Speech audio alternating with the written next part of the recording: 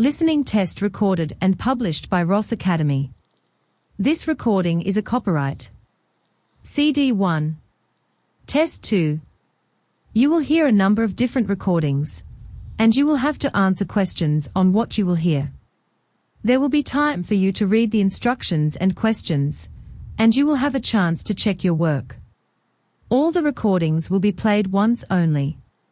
The test is in 4 sections. Write all of your answers on the test pages. At the end of the test, you will be given 10 minutes to transfer your answers to an answer sheet.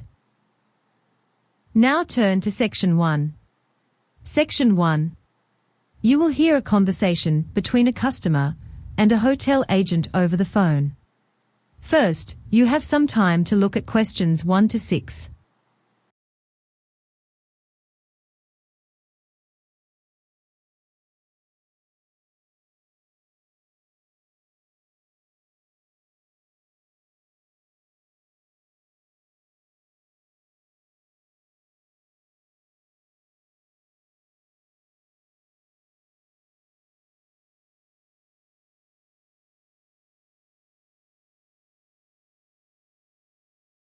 You see that there is an example that has been done for you.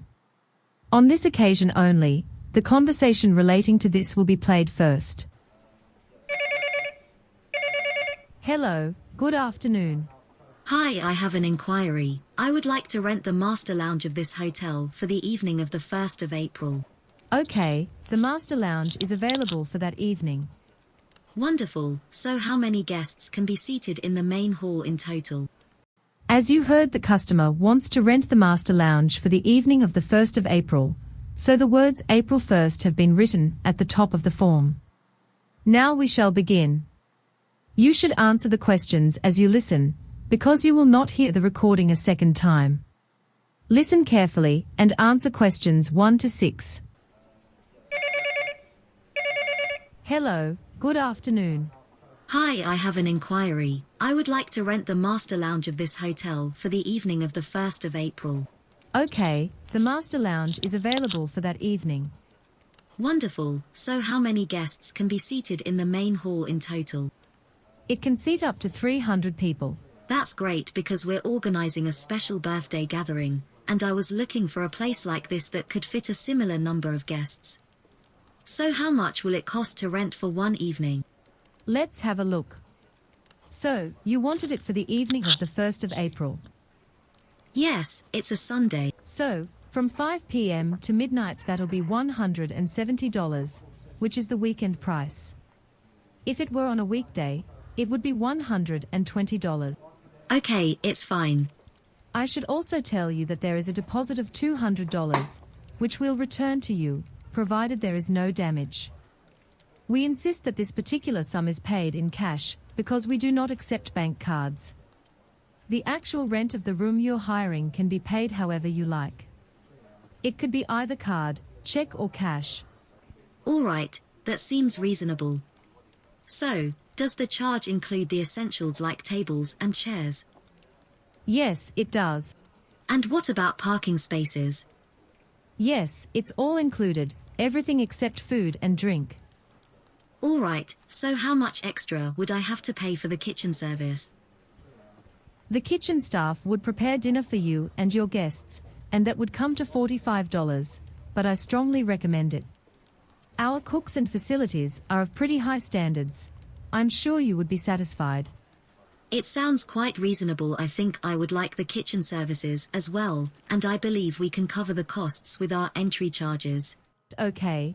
And there's something else you might want to consider, like seeing about getting a license if you're planning to have any live music for the evening. Oh, I see. Is it difficult to get this license? Not at all. I'll give you the details 10 days in advance, before your event. You just need to contact Mrs. Hayden, the floor manager, to make the arrangements. She'll take care of everything. And do I make any payments with her? Oh no, not at all. That's with me. Before you hear the rest of the conversation, you have some time to look at questions 7 to 10.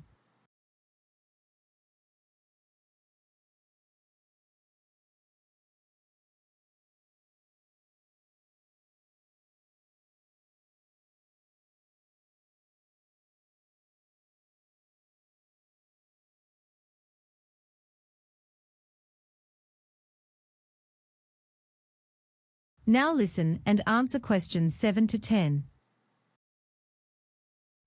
Alright, now is there anything else I need to know about the rules and regulations before the event?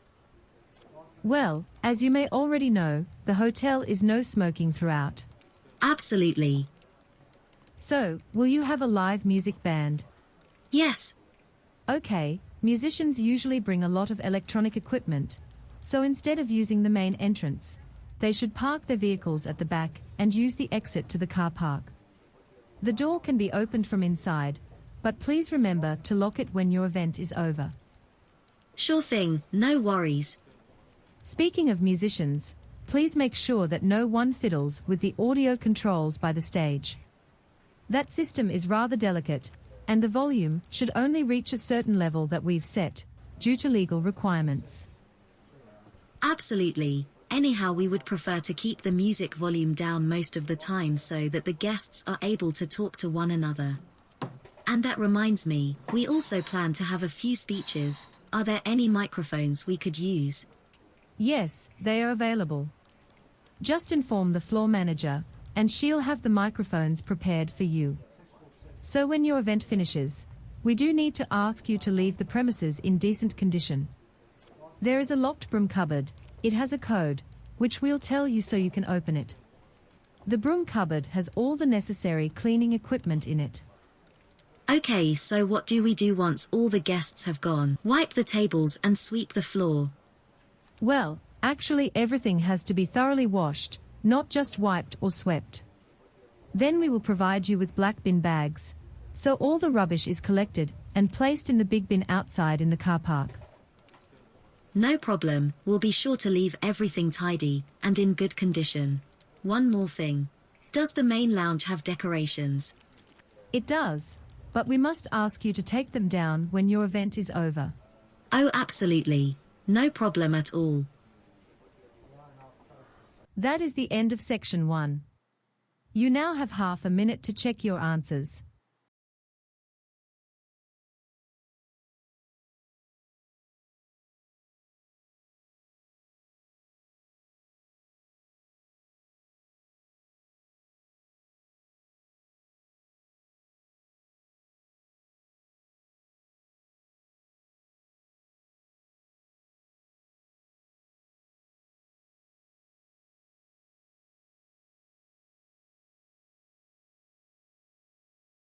Now turn to section 2. Section 2. You will hear a woman talking about her plan to travel to Canada. First, you have some time to look at questions 11 to 15.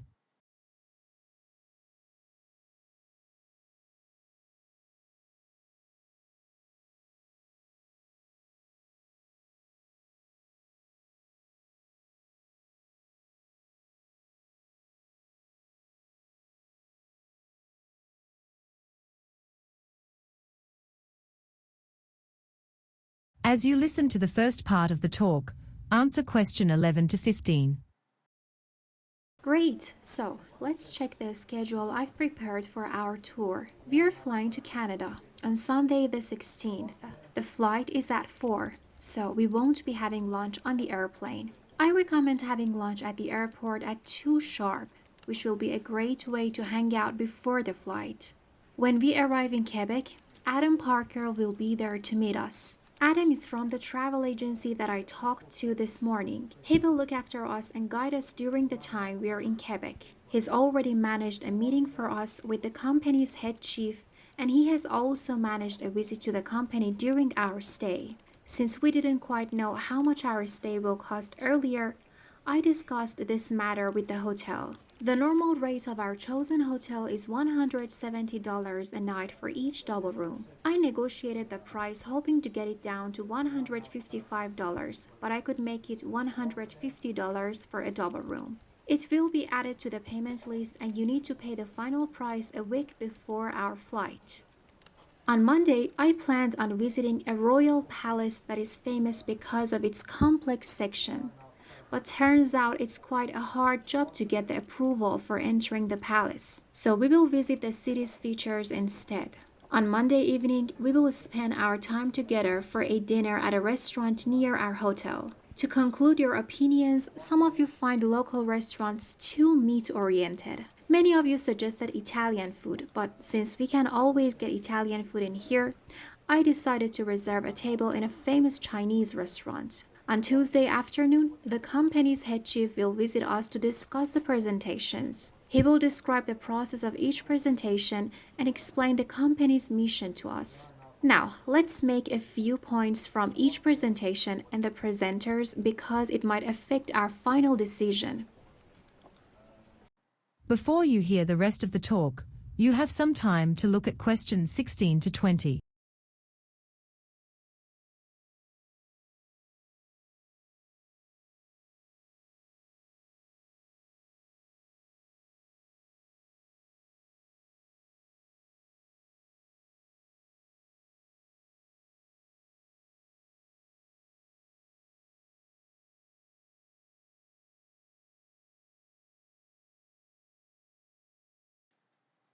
Now listen and answer questions 16 to 20. The presentation on Tuesday evening is about the climate change and we will be in the main conference room. Since the head chief is there too, it would be a good choice to dress formally. We are going to discuss their thesis and presentation together and announce how functional their design is on the final day. On Wednesday, they will present us the natural resources article which I have already discussed almost a year ago. But we are going to see the updated project this year. Thursday's presentation will make you ask about what clothes to pack because it will be in the company's break room. That's because they want to present the nature's effect on our mental health. On Friday, we will be visiting the other branch of the company which is closer to the hotel, and since it's a comprehensive visit, the manager of the architecture section will be there. After our visit, we are invited to the manager's garden for a cup of tea. After a day off on Saturday, we will gather around to make the final decision and announce it in the last meeting. The presenters and company's manager will be there during the announcement meeting. And the day after that, we'll be flying back home. So, let's answer your questions now. That is the end of section 2. You now have half a minute to check your answers.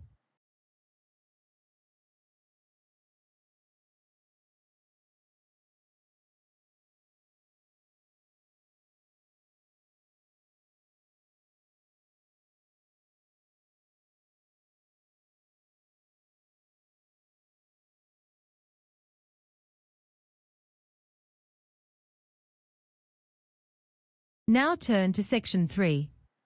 Section 3. You will hear a conversation between two students talking about their project. First, you have some time to look at questions 21 to 23.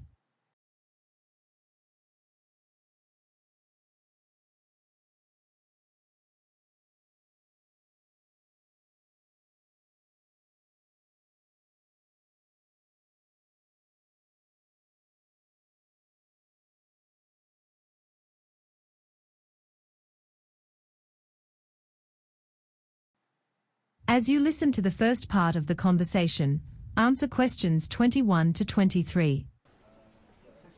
Okay, Alex, let's start sorting the subjects that we're going to mention in our paper on offices, functions, and architecture. Do you have any ideas about it? Well, there's so much we can look into. How the architecture of the offices has changed through these years, for example. Or how important the interior design is. What do you think? Maybe we could concentrate on how the form of the buildings has changed and try to relate the changes to work environment issues that appeared throughout these years. Like how more people prefer having an office job nowadays, and I think this subject really speaks to people. We could include something about the employees' age category as well. That's a good idea, but since we're going to present a short paper, I think it's the best if we don't go into much details. That's right. So should we just find the highlights to get started? Okay, surely we need to work on the technology improvement and how it affects the working procedure. Particularly the internet, since many of the workload can be handled even from home. And if everyone did that, coming to the office might become optional for many employees. That's right. But working from home might create new issues, like not being able to communicate with your client the same way, so you might not succeed in a presentation that is not presented in person. Anyways, I find it less qualified when an employee contacts their client through the internet. Oh, but I prefer the internet, it's easier. I think it can be a personal preference. I think offices are becoming more than a place to work these days. Some have already become a place for social gatherings to take place. I think it will be commonly done in many offices in a short time. I hope so, and they will still have more communication in person that way. But I'm afraid computers are becoming more popular each day, and that could decrease the chance of communicating in person. That way, the offices will never be like before. Well, we'll see about that. Before you hear the rest of the conversation, you have some time to look at questions 24 to 30.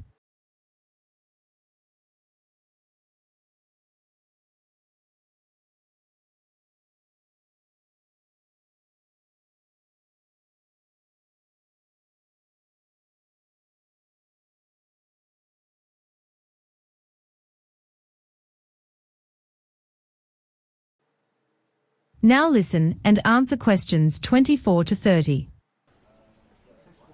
Hear me out, Alex. What about adding a detailed study about interior design of the offices for a better function as a background to our paper? Yes, that would be interesting. We could work out a conclusion based on people's experience. For instance, we could have short interviews with some employees and find out whether the architecture helps to improve their function or not. And what things are defined as pressure to them? For example, the lunch break, which might not be enough, or not having an entertainment district to blow off some steam. That's great. I always wondered about this issue. Because there are things like the office's rules, which can be different in each office and job position. I suppose there are rules for working hours, staff, facilities, and so on. Right, and there are other issues like the building's safety precautions, and what measures does the office's management take to ensure their safety? Like the emergency exit, smoke detector, and other important requirements. We need to know what kind of insurance they need to have for the times an employee gets hurt. Yes, we need to gather more information about that. And do you know what else can be a useful subject? Tell me about it. In many offices, the old documents are still kept in papers, and some of these important information are not in a computer format. We need to check that out too, to see if they keep a database for the other information, or do they just search online? Right, I would really like to know the differences between a private office and an office that works for the government. There must be many different issues to discuss about that. That is the end of section 3. You now have half a minute to check your answers.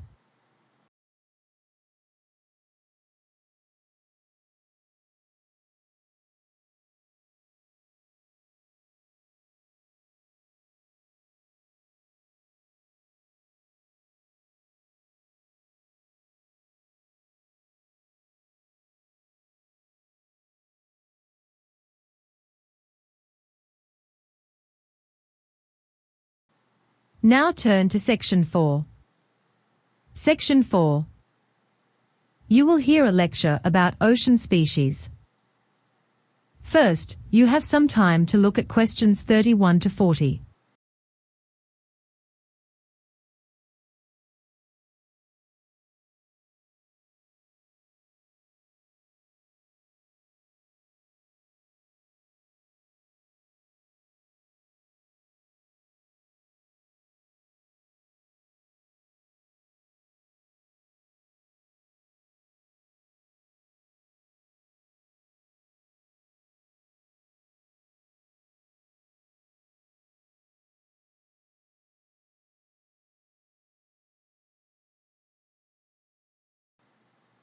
Now listen carefully and answer to questions 31 to 40.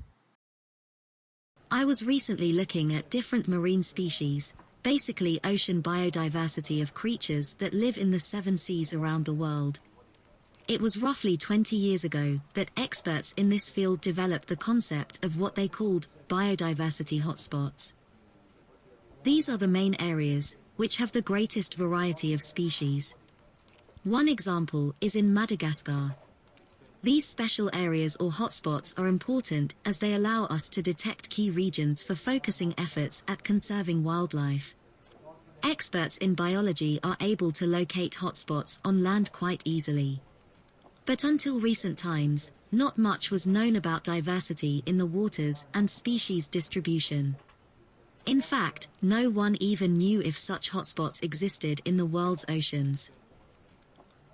Then it was Boris Worm, a Canadian biologist, who began to study in 2005 about ocean species and gather data from the fishing industry. Mr. Worm located 5 main areas for large marine predators like sharks, and found what they had in common. What he was mainly expecting to learn about their high concentration of food consumption. But he was surprised to find out that this was only true for 4 of the hotspots. A particular hotspot he was not doing so well. So, what he did discover was that in all cases, the temperatures were relatively high at the surface of the ocean, even when it was cooler in greater depths. This turned out to be a factor in supporting a variety of such large predators. However, this data was not efficient on its own because Worm also learned that the water needed to support enough oxygen. Therefore, these 2 issues seemed necessary to support the high metabolism of these large fish. Approximately 2 years later, in 2007, an investigator named Lisa Balance, who was working in the state of California at the time, also began to search for ocean hotspots, but she wasn't studying fish. Her interest was with marine mammals like dolphins and whales. She discovered 3 areas in the ocean that happened to be hotspots. So, what these main areas had in common is that they were all situated at boundaries between ocean currents, and this appears to be the place that has lots of microscopic organisms that some of these creatures feed on. So now, people who wish to preserve these marine mammals that are endangered need to gather as much information as possible. Here's an example. There is an international scheme called the Census of Marine Life. They have been studying oceans across the world, including the Arctic. The one thing they discovered there, which shocked other researchers, was that there were large numbers of marine creatures that live below the ice. Some of them are even living under 20-meter thick layers of ice. Some of this marine life had never been seen before. They've even learned that there is a new species of octopus living in such conditions. There are other biologists working on the same project. But by studying very different environments on the ocean floor, they discovered large numbers of species gathering around volcanoes, as they are attracted to the warmth and nutrients that lie there. Nevertheless, scientists still don't know how serious the threat to their survival is for each individual creature. Therefore, a body called the Global Marine Species Assessment is now making a list of endangered species on land, so they are considering certain issues like the population size of a species in a particular place. They will then look into their distribution in geographical terms. However, this is a rather different story when you're studying fish because they are so mobile. Thirdly, the experts will then calculate the declining rate of the species. The big question here is what can be done to preserve the diversity of species in the world's waters. First of all, we must set up more nature reserves in our oceans. These are places where marine creatures are looked after. We do have some of these reserves, but they are not enough. We also need to preserve species like leatherback turtles that reside in the high waters, but they have special nesting sites on the American coast. We must create corridors so they can migrate. That way, the turtles will be able to move safely from one area to another. In addition to this, action must be taken to reduce the levels of fishing to prevent overfishing of species that are endangered. Finally, there is the issue of the bycatch. This is linked to catching unwanted fish by fishing boats. Even though these caught fish are returned to the sea, they are often dead or dying. If such commercial fishing boats used more selective equipment, only the fish wanted for consumption would be caught, and the problem would be solved. Alright then, does anyone have any questions? That is the end of section 4. You now have half a minute to check your answers.